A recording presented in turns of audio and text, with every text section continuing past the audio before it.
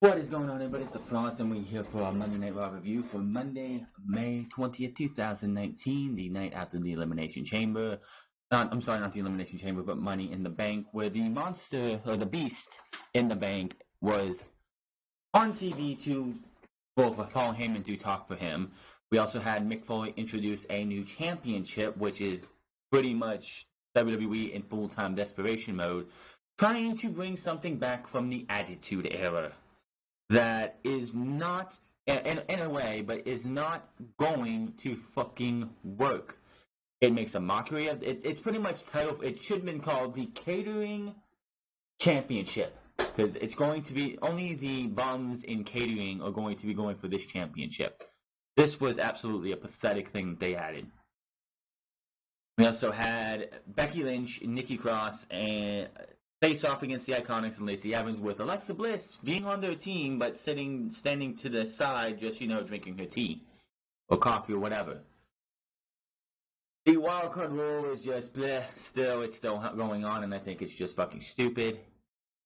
But the show, of course, and the only thing, if you want to take one thing from Monday Night Raw, you want to watch one thing from Monday Night Raw.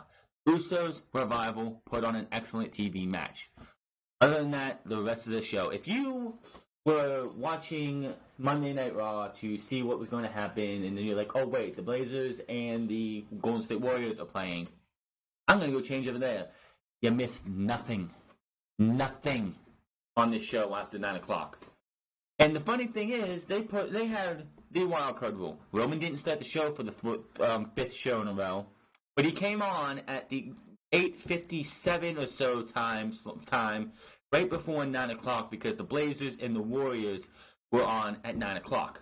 So WWE trying to combat the ratings that they're definitely going to lose on this show with that.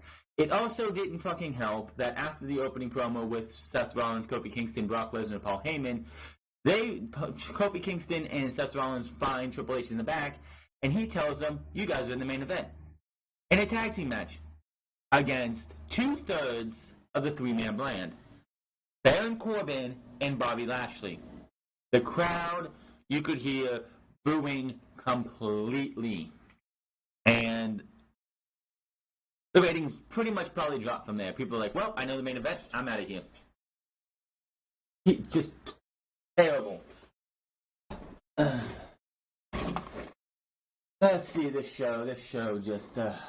We go right to the ring, and out comes Brock Lesnar with Paul Heyman. They're a big pop. Which, why are you people cheering for him? I don't give a shit. This just shows how stupid the WWE universe is. These guys came out here to a fucking pop after the bullshit that we got last night. Anybody, I'm going to say this again, anybody fucking defends this garbage, you're a fucking moron. And you need to go stop watching wrestling, stop watching anything, go crawl in a hole, and exile yourself from humanity. Because this is unforgivable, and this is something that you cannot fucking sit there and justify. You just can't. Gold shows his video package with highlights from last night's Men's Money in the Bank ladder match, showing how Lesnar made his surprise return, which Vince McMahon and WWE did not tell anybody in the ladder match itself. Baron Corbin didn't know. Drew McIntyre didn't know. Mustafa Ali, Ricochet, Finn Balor, Andrade Cien Almas, and everyone, and Randy Orton did not know. They only told them that Mustafa Ali was going to be at the top of the thing, looking like he's going to win, and then somebody's come out, but we're not going to tell you who. They worked everybody in the company just to keep this a secret. Vince, fuck you, you worthless piece of shit. You're not a genius. You haven't been a genius in 40 years. You haven't been a genius since before WrestleMania. Yeah, you were a genius to do all this on TV shit, but you are not a genius. You haven't been a genius. You took ideas from other people and played them off as your own. Stop acting like you're a fucking genius. And the title belt that we come out with, I'm going to show you. I have a picture of it because, yeah, that title belt. The title belt that Mick Foley showed off at the end of the night was, but at the top of the third hour, was absolutely so generic. I've seen better creations and community creations on WWE 2K games than what Mick Foley showed off. There was zero effort in this title belt. We'll get to that later. We come back to Lesnar smiling, carrying the briefcase on his shoulder. The music stops and Lesnar gets a mixed reaction. Heyman takes the mic for his usual introduction and the boos get louder. Heyman says he is the advocate to the beast in the bank. Ha ha ha ha ha. Lesnar continues to laugh and point at the briefcase. Heyman goes on about paranoia and conspiracy theories over his Lesnar win, over how he ended up replacing Sami Zayn after Sami was taken out earlier in the night. He pretty much implied that the conspiracy theories was that it wasn't Braun Strowman who took out Sami Zayn, it was actually Brock Lesnar. Heyman goes on and says he would be a paranoid man if he was WWE Universal Champion Seth Rollins or Kofi Kingston, because they are vulnerable to the greatest assassin in WWE history. Give me a fucking break. How many fucking bullshit names do we have to give this guy? Oh, he's the beast. He's this, he's that. Oh, he's the greatest assassin in WWE history. Fucking bullshit, and everyone knows it. Heyman goes on about Rollins, goes on a little bit more about Rollins until he comes out. Rollins says he should be in great mood and ecstatic because he won the fight in his life over AJ Styles last night. But he's not in a good mood because he has to come out and see this. Lesnar with the Money in the Bank contract. Rollins says he's trying to be a champion that inspires, the champion that Lesnar never had the guts to be, but he can't do that with Lesnar hanging that contract over his head. Rollins says he beat Lesnar at WrestleMania 35 and doesn't want to wait to do it again. Rollins challenges Lesnar to cash in and face him for the title tonight. Fans pop, and I don't remember what the fuck they were at. Hold on, it's on here, isn't it? They were in Albany, New York. No wonder the fucking fans were stupid. Albany shows they are some of the dumbest fucking fans I have ever seen. Oh my god, I want to see this match now. It wasn't gonna happen. Oh, by the way, the last thing I believe Cole says on the night was just how all us feel as we're going through the entire WWE, like how we felt last night. Let's see where we're at. Fans pop interrupts as Lesnar and Rollins face off in the middle of the ring. Heyman tells the crowd to not encourage Lesnar. Heyman says this is Lesnar's game of anticipation, which means Rollins has to wait until Lesnar feels like cashing in. Line of the night. Heyman says Rollins should be used to waiting for 7 hours at WrestleMania while waiting for your girlfriend to main event the show that you dream of main eventing. That is just savage.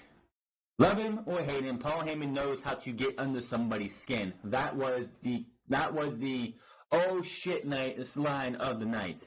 Definitely one of them. It was like, oh shit. Rollins steps at the Lesnar and talks some trash. Things get heated as Heyman backs Lesnar off. Heyman says no one said Lesnar was cashing in against Rollins. Maybe you're not worthy. Who said you were worthy of Lesnar cashing in on you?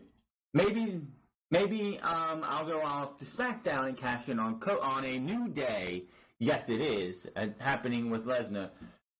Lesnar versus Kofi Kingston, and out comes, because of the wild card rule, Kofi Kingston. Get used to it, folks. The biggest problem with this wild card rule is that, like, Kofi Kingston, Roman Reigns, Seth Rollins, AJ Styles are going to get overexposed. You're going to see them one too many times.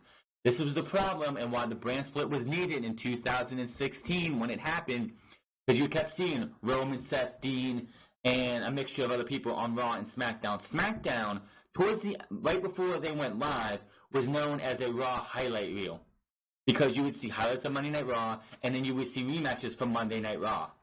And we're going to get to that again if they keep doing this.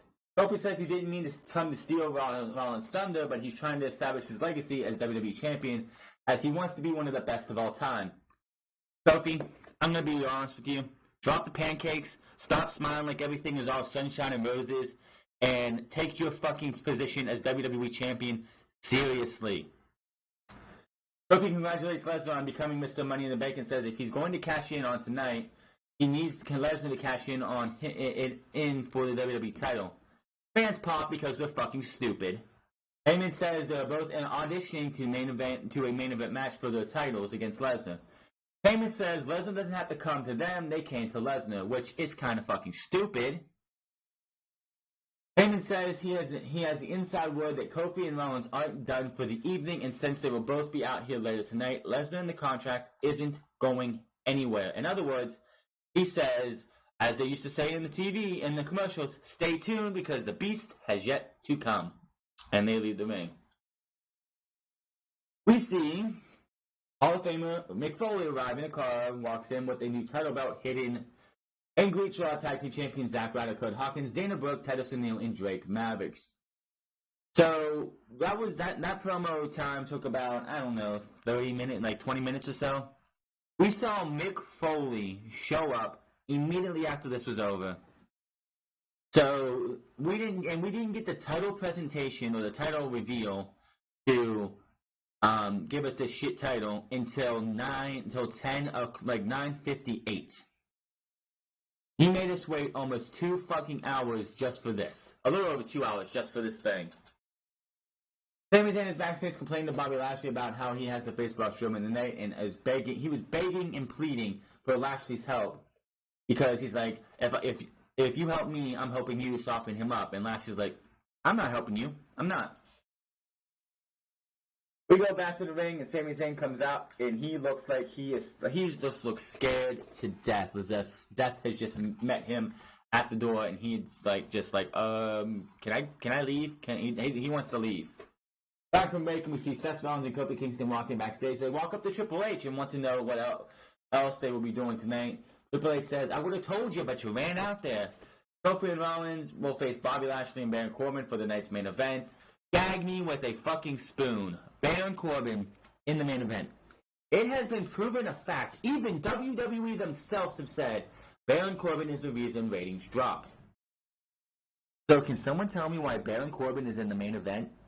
On top of that, what happens later on in the third hour, why did you, if anybody who is a casual fan stuck with I would not be surprised if the third hour of Monday Night Raw is below 1.5 million viewers. It would not surprise me how bad this got. Back from break, we already did that one. Out comes Braun Strowman as Sami Zayn looks on, the bell rings, and the bell didn't ring. Has to chase Sami around the ring. Sami runs to the back. The camera cuts backstage to Braun looking for Sami. Lashley comes out, just looks back. He's just staring down Braun Strowman. Sami's like, do something. Keep him away from me. Do something, Lashley. He does nothing. And Braun Strowman says, I'll deal with you later because they're facing each other at the Super Showdown. Whoop-de-doo. Braun says, Braun goes back to work on Sami, beating him back into the arena. Braun appears on the stage and he carries Sami. Sami ends up driving Braun into the steel ring post. Sami with another shot in the ring. Strowman comes right back and launches Sami into the barrier. They bring it back into the ring and Braun charges, but misses in the corner, hitting the ring post. The bell finally rings, but Braun levels Sami with a big clothesline. Braun focuses on the injured ribs and takes it to the floor. Then back in, Strowman hits the running power slam for the easy win. Braun Strowman wins. Whoop-de-fucking-do. So, the night after WrestleMania, you had that decent match between Finn Balor and Sami Zayn. And from then until about 2 weeks ago, Sami Zayn came out and just said what Vince McMahon has been feeling about the WWE Universe. Now, all that for him to get squashed by Braun Strowman. Sami Zayn, nice to see you go back to irrelevance because I don't care anymore. Okay, so this one was kind of weird because we see they you know how you do those they show those things where you see a superstars talking to each other because they're going to do something later. Well, Alexa Bliss is backstage talking to Nikki Cross. We can't hear what they're saying because it's muted. Because there's going to be a moment of bliss, a moment of piss later with Becky Lynch. And it's weird because they have another thing backstage with Becky Lynch. I mean, not Becky Lynch, but after the Revival and Usos match, we go backstage, and Alexa Bliss is standing there, and Nikki walks in and is like, "Hey, Alexa, you wanted to see me?" And I'm like, "You were talking to her like a half an hour ago and an hour ago. What the fuck?" But it was just weird. It's like were they going over what they were going to do in their little promo and stuff later in the night? That was one of those things that I don't think was supposed to be there. Lars Sullivan's shown backstage. He speaks next from the commercials, back from break, and Charlie Caruso's in the ring. He introduces Lars Sullivan as he comes for his first interview. which was supposed to be on Tuesday as well with Caleb Braxton, and that didn't happen because Caleb Braxton walked away scared as fuck. Lars comes to the ring and Charlotte shows us a video package showing how dominant he's been since arriving. Caruso asks Lars about his goal in WWE before he can speak.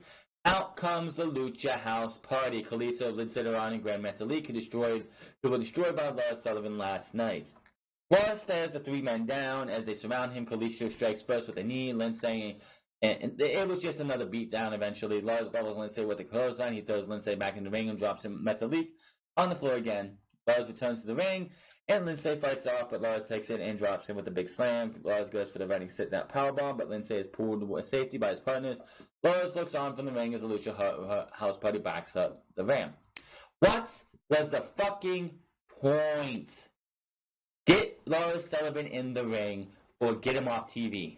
This is Lacey Evans all over again. Instead of walking down the aisle and then turning around and walking back, you have him going in, beating superstars up. And again, may I ask the question? Lars Sullivan got fined by WWE $100,000, which is going to have to be taken out of his weekly pay. I don't know if they go weekly, bi-weekly, or monthly. I don't know. But out of his wages because he hasn't seen $100 million yet. $100,000 yet. And he has to go do sensitivity training. So can someone tell me why Lars Sullivan is targeting and beating up minorities in three Mexican luchadors? Can someone tell me why that's happening? Of all things, why the hell would he be doing that? And the fact that people could also see the fact that he, for a while there, was beating up on R-Truth, another minority. What the fuck?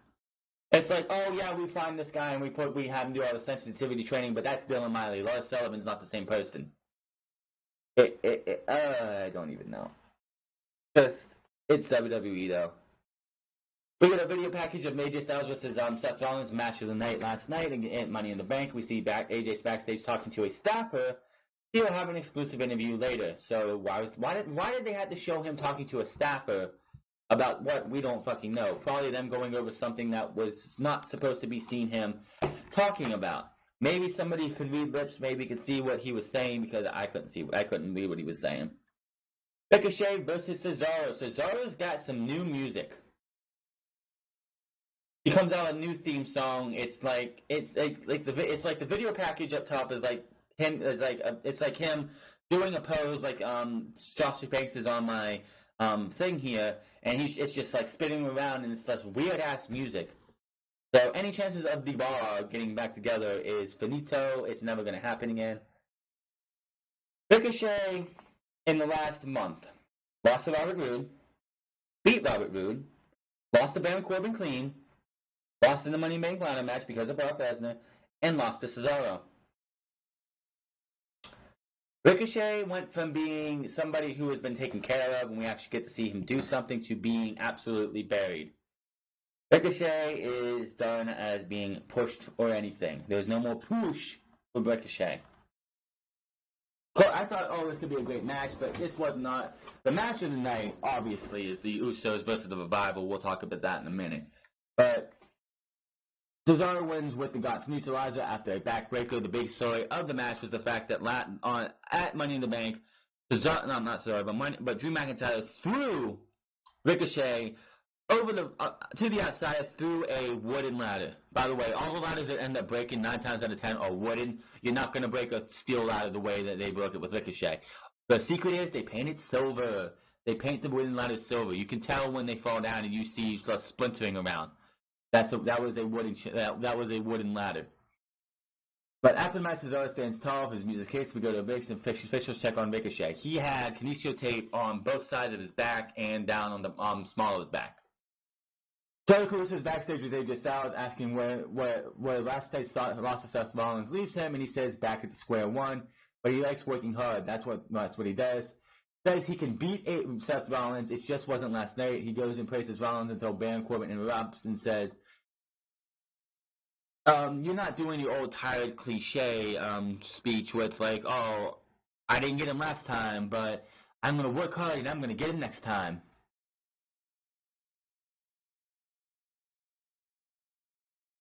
He said, Corbin said they have words, and Corbin brags on his recent win over Rollins in that tag team match, I believe, last week, saying it was a slap in the face that AJ got the title shot instead of him. AJ says, what is a slap in the face is this, and he slaps Corbin right in the face, and Corbin says AJ will pay for that one as he walks off. We go to the ring, and it's about 8:57, 8:58, 59, whatever it was. Roman Reigns comes to the ring, courtesy of the wildcard rule. This wildcard rule started 2 weeks ago. Roman Reigns has been on Raw every single week. Get used to it and get ready to throw up every time. Back from break, and Roman Reigns is in the ring with the mic. He goes to speak before he can. Out comes Shane McMahon. Yeah, the reason that they had Roman Reigns come out is because at about 9 o'clock was the Game 4 of the Western Conference playoffs between the Golden State Warriors and the Portland Trailblazers. Yes, the Golden State Warriors are up 3-1, but Portland played a hell of a game. Fans are going to watch that because that's more exciting than what we got on Monday Night Raw. Here's the problem WWE doesn't seem to get. Here's the problem. Roman Reigns is their boy. Roman Reigns is their big star to them. That's what they think his big star is. Roman Reigns is not a mega star or a big star. But that is their big star. Okay. So you'd rather have a tiny boost in, watch of, well, what's Roman doing? If you don't have something after Roman Reigns for fans to stay interested in, the ratings are going to go down still because everybody's going to change the channel after he's gone. Everything after Roman Reigns was over, like the Roman Reigns segment was over, was garbage, especially the Mick Foley shit an hour later. Like, if you don't give us something to, like, you don't give the casual fans something to watch outside of Roman that's going to be exciting. Okay. I thought the Usos and them were before this, but I guess I was wrong. No. The only thing that wasn't garbage was the Usos and the Revival, but still. It was like, it just seemed like after the Usos and Revival, the show just went downhill. Shane mentions that he's officially done with The Miz after the Steel Cage match, which means his focus will be somewhere else, and that's Roman Reigns. I'll give you 10 seconds. I'll give you about 10 seconds to understand where this is going and what's going to be happening and why we should not give a fuck.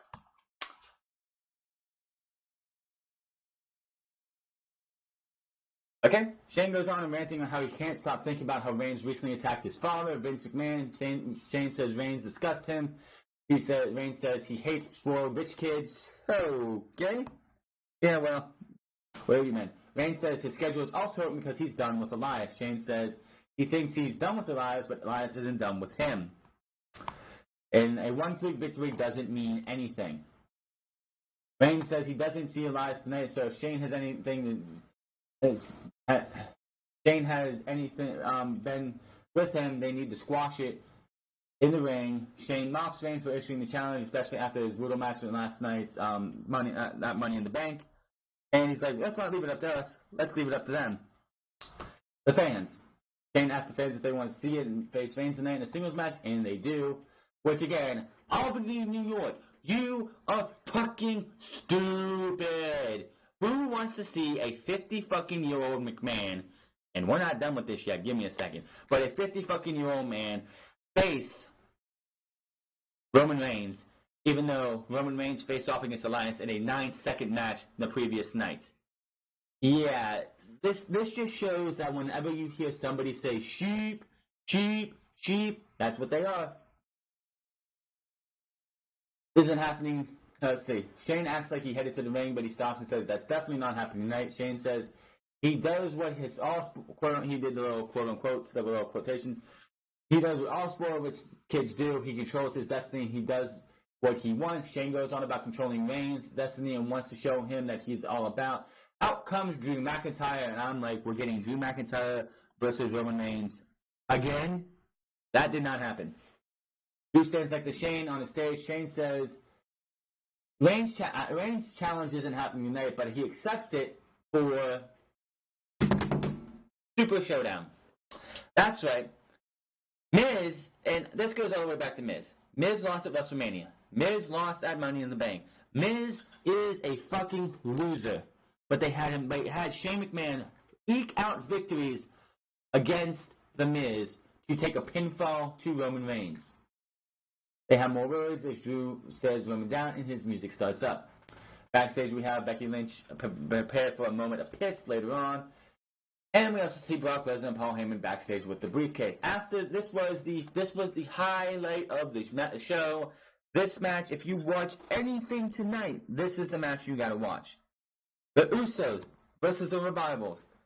3 weeks or 4 weeks after the Superstar Shakeup, after we had the Shave My Back incident, the manscaping shit, after Usi Hot, these two finally get in the ring to face each other in standard tag team action.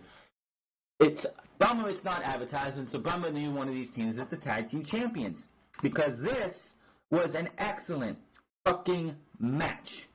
This was an excellent match. But before that, back to break, and Sarah Schreiber tries to interview Shane McMahon and Drew McIntyre, but The Miz appears, asking if Shane thinks that it's really done now.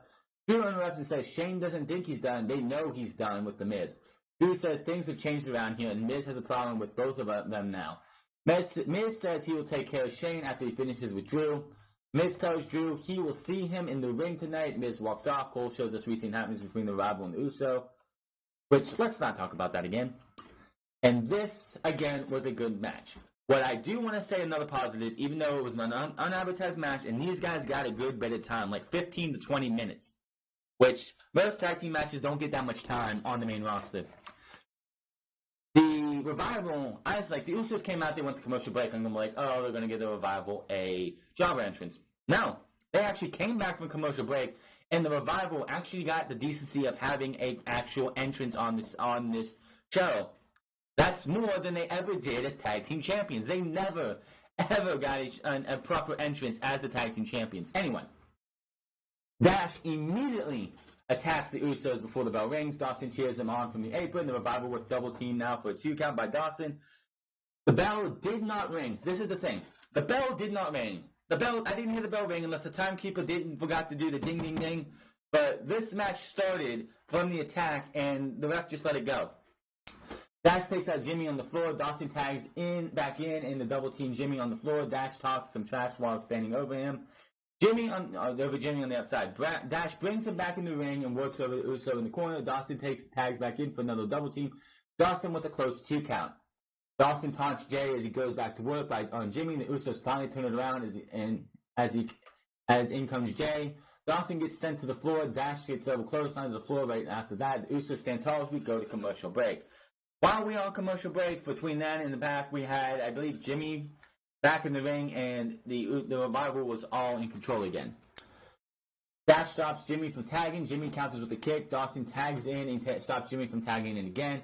Jimmy drops Dawson with a kick to the head. Jimmy rallies the crowd from the apron. Dash tags in as Jay does too. Jay unloads with a kick. By the way, I did like the fact, because I know the twins, not trying to be offensive or anything, but I like the fact that Jimmy, one kept their shirt on, one kept their shirt off, so I could tell the difference between the two. It's one of those things. It's just like I'm trying to sit here and like who's in. I don't honestly understand how the fucking commentators can tell the two apart. Well, they work with them, maybe they know a difference or something. I can't tell the fucking difference, but it was Jimmy who was shirtless because he got ripped off. Jay kept the shirt on, which is like, that's great because it tells you who's different. It's like, oh, Jay's got no shirt on and Jimmy does. That's good. Just want to throw that out there. Jay unloads with a kick as he tags in, and Samoa drop to Dash. Dawson also takes a Samoan drop as he runs in. Jay with the Rikishi splash to Dawson in the corner. Dash blocks the splash, but it eats a kick on the apron. Jay goes to the top and hits a crossbody to Dash for a close 2 count. Jay sends Dash to the apron, and Dash rocks him with a right. Dash goes to the top, but Jay rocks him twice. Jay climbs up for a superplex, but Dawson tags himself in and stops it. The Revival nail a double-team powerbomb late elbow drop combo. Definitely an awesome-looking combination right there for a close 2 count. Dawson argues with the referee. Dawson talks some trash and taunts Jay now. Dawson with an uppercut and another. Jay fights back in the middle of the ring as they keep talking trash and trading shots. Dawson gets a double super kick as Jamie tags in. Dash makes the save on a close pin attempt. Dash sends Jay out of the ring. Dash follows and hits a big tornado DDT off the barrier. Jimmy flies out and drops Dash on the floor. Jimmy comes back in, but Dawson rolls him for a 2 count.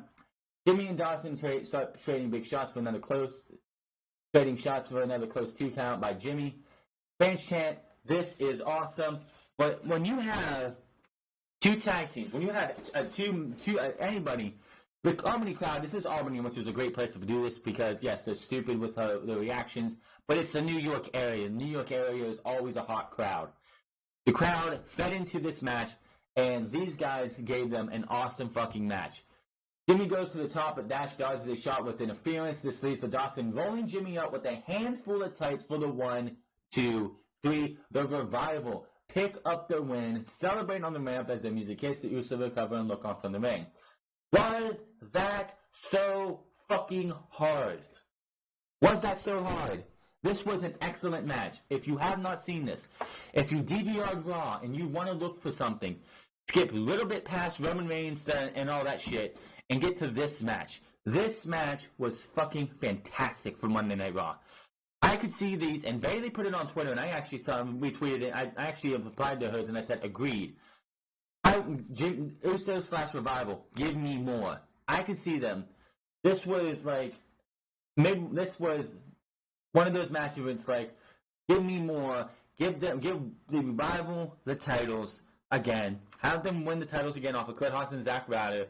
And have these two teams, you want to throw the Viking Raiders in there too? I would love to see a triple threat match between the Revival, the Usos, and the Viking Raiders. That would be fucking epic. But this was tag team fucking wrestling to a T. This is what we want to see every single fucking week. Maybe not every week. We don't have to see tag team wrestling every week. But this was what we need to see every single week. Viking Raiders, Revival, Usos. That is your fucking Raw tag team division right there. You want to get the AOP back and actually push them? I would love to see when Akam and Razor come back, the Viking Raiders versus the AOP in a 20-minute beat. Like, I wouldn't say 20-minute because they're both big burly teams. 10, 15-minute, just those two teams beating the living piss out of each other. A Haas match, a Haas tag team versus a Haas tag team match. Sign me up, especially those 4 guys. You have, if the Authors of Pain come back, Raw has 4 excellent tag teams. Yes, I know we have this wild card rule. You might as well just merge the tag team divisions. That would give you the New Day, which Big E is coming back tomorrow. They're having a Big E return celebration. Will he be able to wrestle? I don't fucking know. That's going to be interesting tomorrow night. So, that would give you the New Day. When Jeff Hardy comes back, if him and Matt are back together, that gives you the Hardys. That's 6 tag teams right there. That would be a decent division right there. You want to throw the B team in there? If you actually gave the B team the chance to show what Bo Rotundo and Joe Henning could do, that could be a 6, 7, another fucking tag team to give you 7. That's a hell of a division right there. You have Heavy Machinery, 8. Merge the fucking tag team divisions because I only say the tag team divisions need to be merged because of the wild card rule.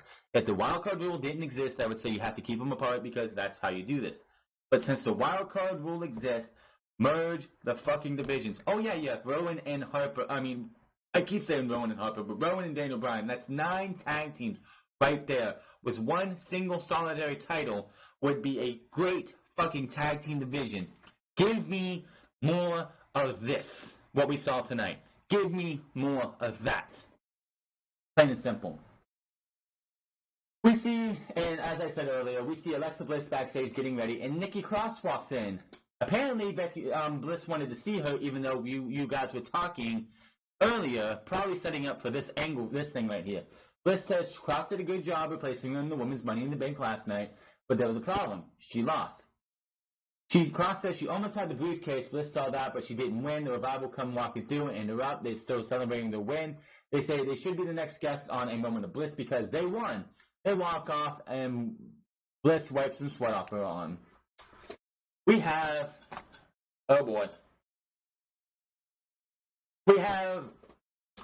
Back from break, and we looks like we have a bizarre remix intro to the Firefly Funhouse. It does its normal thing, but it's extended because it shows starring Mercy the Buzzard, starring Abby the Witch, starring Rambling Rabbit, and Bray Wyatt. As I think it should have been since week 2 or week 1.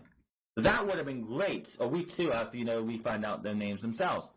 That would have been great. And then it starts doing... it's continuing on the song, but it starts phasing in and out and becoming more demonic. And all you see is let me in, just coming into the screen, on the screen over and over and over again. And then we see a kid just looking at the screen like demonic and everything with let me in on his forehead. And then it slightly, very slightly, phases to Bray Wyatt in his new mask, and all you hear is let me in. Like in a very fast tone, and then it goes black. So, I don't know where they're going with this, but I'm fucking loving it. This was great. Not even 40 seconds, and Bray Wyatt and the Usos and the Revival all had to be sent to the hospital with broken backs from carrying this episode of Monday Night Raw. I'm just saying. And you had Seth Rollins and Kofi Kingston versus in a tag team match tonight. Just saying. After that, the show just went downhill. Everything after this was just... Bleh. We go to the stage, and out comes Alexa Bliss and Nikki Cross, who are out for another moment of Bliss segment.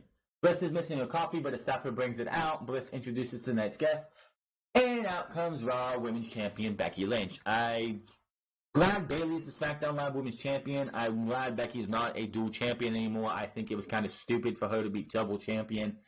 I know they wanted to put both women's championships in the Money in the Bank, not in the WrestleMania main event, but it served absolutely no purpose and was a waste of a month. I do like the fact because ESPN for some reason was at Money in the Bank, and they did an interview with Bayley, and they asked her what the thing she wants to do next, and she said she of course wants to main event WrestleMania, and what she would love to do is a rematch from NXT. I think at NXT Takeover a couple years ago. Where it was Sasha Banks versus Bayley versus Becky Lynch versus the NXT Women's Champion at the time, Charlotte Flair, in a 4-horsewoman fatal 4-way, in which I believe that was the night that Sasha Banks had Charlotte in the bank statement and rolled her over into a pinning predicament and pinned her to win the NXT Women's Championship. I believe that was that match was. That is a gem that nobody really talks about. It wasn't as great as Sasha versus Bayley at Takeover Brooklyn, but it was still one of the early days. It was still one of the best early Takeover days of NXT. Cross gives her receipt to Becky as she comes out for a pop. Bliss comes to Becky and she says, how does it no longer feel to be Becky 2 belts after she dropped the SmackDown Women's title last night before she can speak? Out come the tag team champions, the Iconics, tune her up, Peyton Royce and Billie Kay. They mock and taunt Becky, saying she defended her title. Oh yeah, they say, oh well, you only have 1 belt now, but we have our 2 belts and we won them at WrestleMania, and they do the pose. Then Becky with the burn for them. She says she defended her title both of her titles more last night than they have since WrestleMania. She threatens to drag them down to become Becky's 3 belts. Out comes Lacey Evans. But yes, in one sentence, Becky Lynch tore to shreds Peyton Royce and Billie Kay's entire title reign. They've had 1 title match, and it was the Tuesday after WrestleMania, and it was against a bunch of jobbers. Yeah, that was the only time since WrestleMania that the Idiotics had defended their titles. Absolutely ridiculous. Evans taunts Becky and says Becky lost the other title because of her. Fans chant for Becky. Becky points out how Evans tapped out and says she couldn't get the job done. Becky says now she can smack Evans around full-time on Raw. In fact, she can slap the head off all 3 of them right now. The Iconics laugh at her for proposing a 3-on-1 match.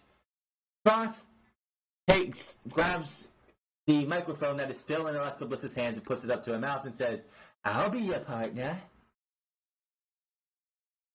Evan says, you're still 1 short, which, by the way, she still sounds more robotic. By the way, Sasha Fuentes, who got released by WWE right before WrestleMania, did a interview with Chris Van Vliet. And my fucking word, I'm just going to say this right now. Fuck you, WWE, for taking away that woman's personality, because goddamn, she was more entertaining in that entire interview with Chris Van Vliet than she ever was on WWE. And the fact that they told her that she had to tone down her personality because they didn't trust her enough like they do when they're young is absolutely ridiculous. What is the point of having somebody go out there and be a robot like Lacey Evans? Lacey Evans has no fucking personality coming out of her voice. I guess it's supposed to be a gimmick, but man, is it fucking cringy as fuck. Becky says to Bliss, "Will do." Bliss says she didn't agree to this. Becky says, and this is just the damn truth about the Alexa Bliss, tells her just to stand there and look pretty. Don't hate what Becky Lynch has to say, but Becky Lynch is right. Truth right there. Just stand there and look pretty. Which I'm sure any of the little boys, any of the teenage boys in the front row were probably, trying to hide their boners from because she was around. Just saying. Becky tells her to stand and look pretty. Becky will do the rest. The two teams head to the ring. Bliss still carrying her coffee as we do the commercial. Becky Lynch, Nikki Cross, and I guess you can say Alexa Bliss versus the Iconics and Lacey Evans. Becky Lynch and Nikki Cross are in this match. Alexa Bliss is standing down below, just drinking her coffee. By the way, why the fuck do talk show hosts always have to have coffee on their shows? I mean, yeah, I can understand in the morning shows, but you have afternoon shows too. They always have coffee. It's like, what the fuck? I can't stand the smell of coffee. I'm just gonna tell you right now, coffee to me is absolutely garbage. Cross comes in and this was the biggest thing you can talk about this match is the fact of the ending. Becky Lynch watches Evans walk off up the ramp and mount. Becky is on the top rope. Billie Kay is in the ring waiting for Becky to come down with whatever she's going to do. Becky Lynch, you can audibly say here, come closer, because Billie Kay was in the middle of the fucking ring, too far away for Becky Lynch to be able to even come off the top rope and drop her. Then she goes up with a top rope leg drop, 1, 2, 3, and Alexa Bliss, Nikki Cross, and Becky Lynch win the match. After the match, Becky Lynch and Cross stand tall as Becky's music hits. Becky raises Cross's arm. Bliss comes in to join in them, but Becky isn't having it. Becky makes her exit with the title, and that was that. And, oh my goodness, we're here, aren't we? So to come, The Miz versus Drew McIntyre. We see Hall of Famer Mick Foley backstage walking with the new title under a cover. It's one of those little bags that you usually get when you have a championship title. I used to own one, but I had to sell it because, financial reasons. Needed to have a little bit of extra money at one time. But I had the Smoking Skull title. I thought it was pretty fucking cool. Got myself something for it, but so it's one of those little bags that you get if you get a title. But backstage, he runs into Luke Gallows, Carl Anderson, EC3, No Way Jose, Naomi, the Usos, and Mojo Rawley. Back to commercial.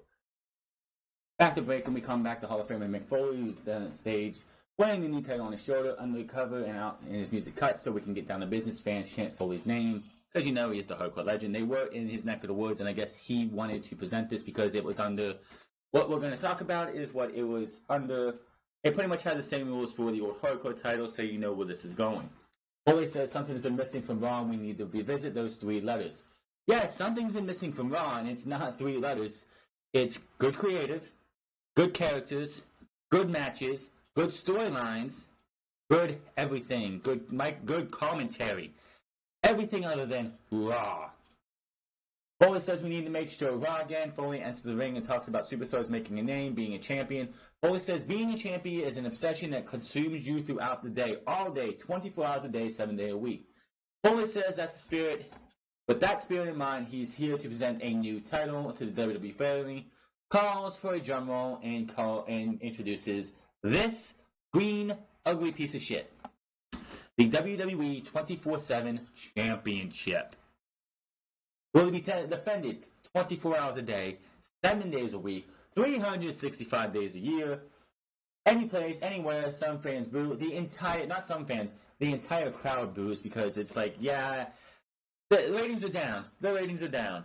What are we going to do? We're going to do this. We're going to do this. We're going to add this green piece of shit that I swear I could go onto WWE Creative and Creative Suite in 2K19 and make a better 24/7 title than this piece of shit. This looks like they fucking had a 5-year-old make this damn thing. Foley says the title is to be defended anytime, any place. Some fans boo. Foley holds the title up. Foley says you don't have to any days off when you hold this title. A fall can take place anywhere as long as there's a referee in place. Foley says the third hour of Raw every week is about to get nasty, dirty. Foley says the first 24/7 champion will be crowned tonight with a scramble. This isn't the old WWE scramble that we had a couple years ago where you had 6 guys in the ring and it was like a 30-minute match, and at the end of the time, the person who was champion was the champion. No, no, no. Foley says this is open to all superstars from Raw, SmackDown, 205 Live, NXT, and NXT UK. And now, every now and again, there's then a visiting legend.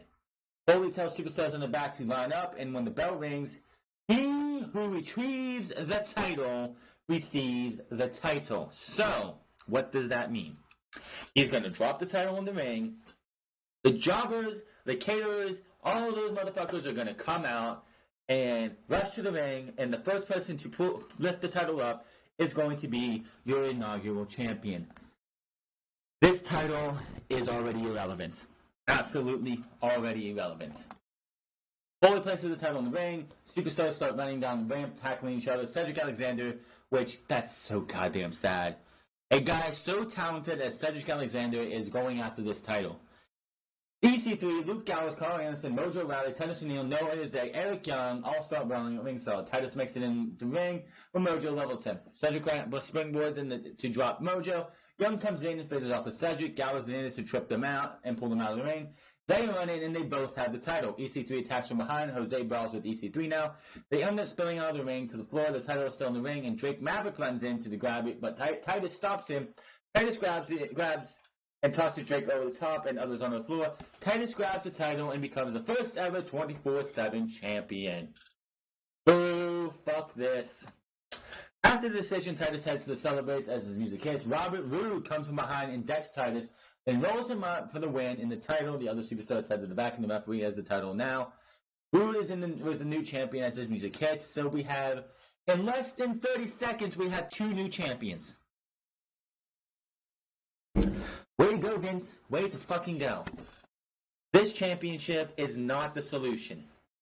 This championship is not going to help WWE. Who thought this was a good fucking idea? Vince loved the idea. Vince loved it. Said, oh, you know what? We're going to do a 24-hour champion. Get my belt maker on the line and give me a title that he can make in 2 days.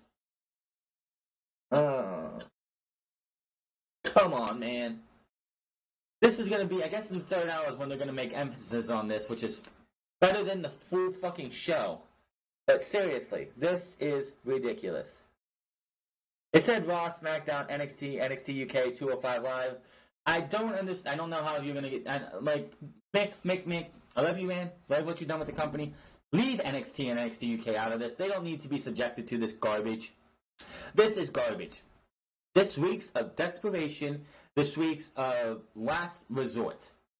It's like, well, we have to put focus on Roman Reigns, AJ Styles, Seth Rollins, Baron Corbin, Ricochet, Drew McIntyre, Bobby Lashley, Daniel Bryan, Kofi Kingston, Big E, Xavier Woods. We need all the big names that we have left. So we got to find something else for the mid-carders to do, like Titus O'Neil. It's a damn shame that I saw Cedric Alexander in that entire mess. That guy deserves way better than this shit. Pretty much this is the 24/7 championship. You might as well just call it the Hardcore Championship because it's pretty much anything goes. You can knock somebody out with it. You can hit somebody with a chair and knock them out. You can, and he did in his speech make reference to Crash Holly when he was the 24/7 champion, going to like Chuck E. Cheese, going down the thing in it, down the slides and everything. But still, this is not necessary for this show. This is an embarrassment. All Elite Wrestling is getting... The WWE has competition in All Elite Wrestling. They do. Why would you make it back-to-back nights where you just make it so much fucking easier for people to say, fuck WWE, AEW has got my full attention. You did it last night with Brock Lesnar, and you did it tonight with this bullshit. Are you fucking kidding me? 24 hours a day, 7 days a week. You know how many hardcore champions there were? There were a lot. There were so many fucking hardcore champions. It wasn't even funny.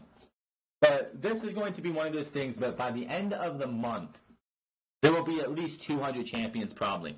And I'm not kidding. There will probably be around 200 champions. There were 3 tonight. 3. Big E, I'm sorry, Robert Roode, Titus O'Neil, and R-Truth, who's a SmackDown star. He was the 4th wildcard guy. So, yeah.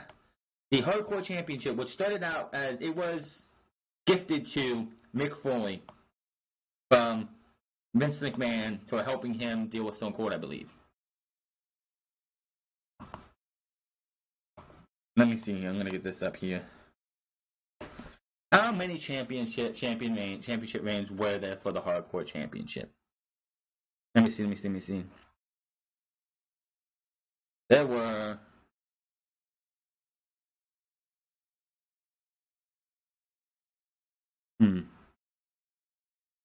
There were lots. You know what this also reminds me of? You know what this title also reminds me of? The Open Metalweight Heavyweight Championship. That's from that goofball promotion.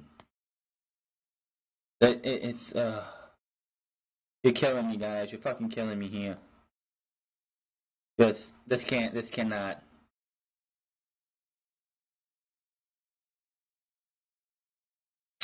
The fact that they're doing this is just. They retired this fucking. They retired this shit in 2003 because it was a good idea to do that. It might have worked in the Attitude Era. It might have been a good thing for them to do for then. This was not something we needed to see back. WWE needs to work on storytelling, giving us characters that we should care about. No more 50-50 fucking booking.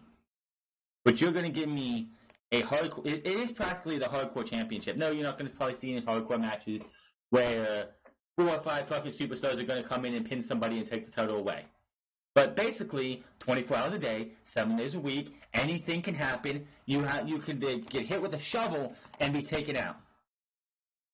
240 reigns. There were 240 reigns between 52 wrestlers of the Hardcore Championship. This thing is going to beat that within a month or 2. It's just stupid. The only reason there's not 200, there's not like 300, 400 days is because when Steve Blackman held the championship, for the time that he did, he actually was tough enough to beat people's asses and keep that title for a couple days.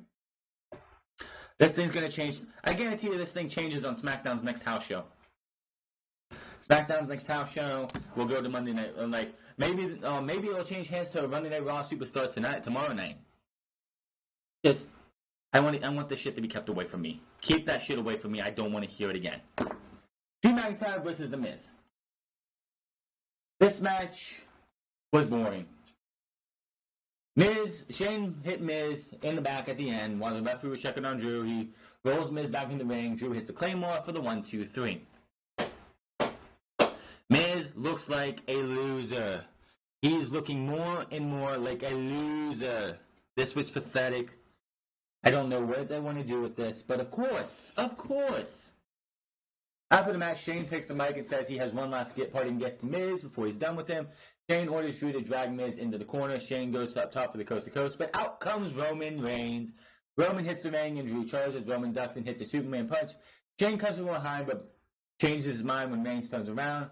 Shane runs away and joins Drew on the ramp as Reigns looks on. Shane raises Drew's arm on the stage as Reigns and Miz look on in the ring. Yeah. So we're gonna see Roman Reigns versus Shane McMahon at the Super Showdown. Good for them. I'm not watching it. I have no desire to see Super Showdown. There's no reason for me to see Super Showdown. Oh, but the Demon's gonna be facing Andrade. You're giving that match to them instead of to people who actually give a fuck. The people in Saudi Arabia don't give a shit about the current product. They want to see the Goldbergs. They wanted to see Yokozuna and the Ultimate Warrior. That couldn't happen because those guys are dead. So why do I care what those fuckers want? Give me what I want to see. I want to see these guys wrestle on U.S. soil or somewhere else. That's not discriminative against women.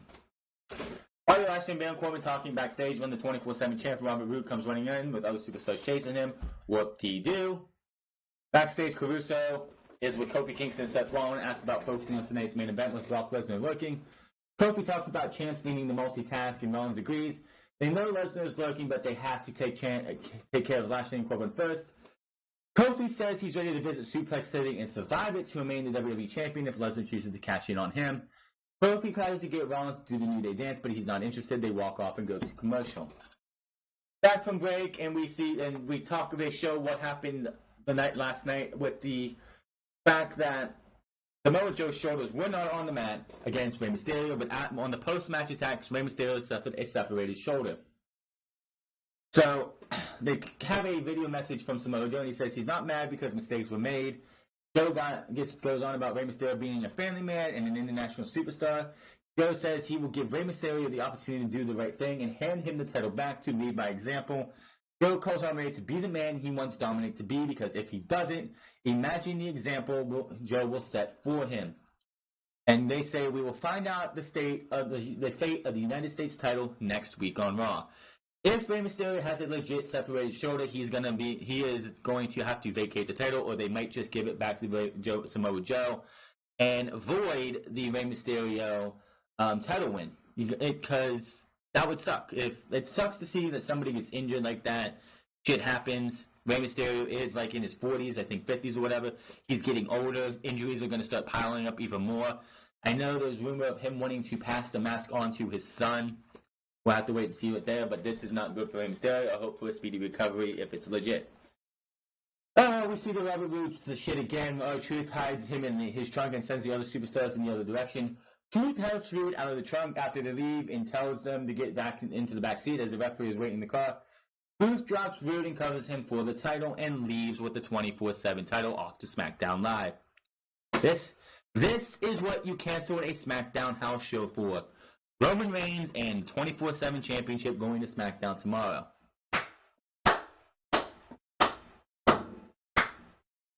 This shit sucks. We go to the ring, and out comes the main event. Kofi Kingston is still acting like a child. Here's a pancake to you. I'm going to smile. Here's a pancake to you. I have Brock Lesnar is breathing down my throat. Could cash